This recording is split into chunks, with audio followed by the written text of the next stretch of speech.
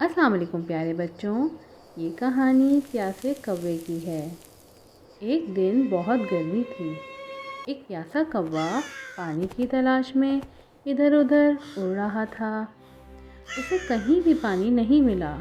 वो बहुत थक गया था। फिर उसे एक बाग में एक मटका नज़र आया। वो फ़ौरन मटके के पास गया।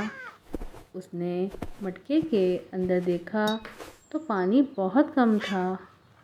कौवे ने पानी पीने की बहुत कोशिश की, लेकिन उसकी चोंच पानी तक पहुंच ही नहीं पा रही थी।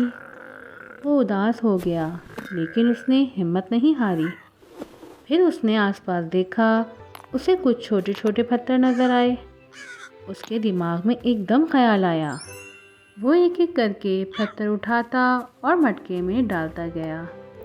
आहिस्ता आहिस्ता पानी ऊपर आता गया।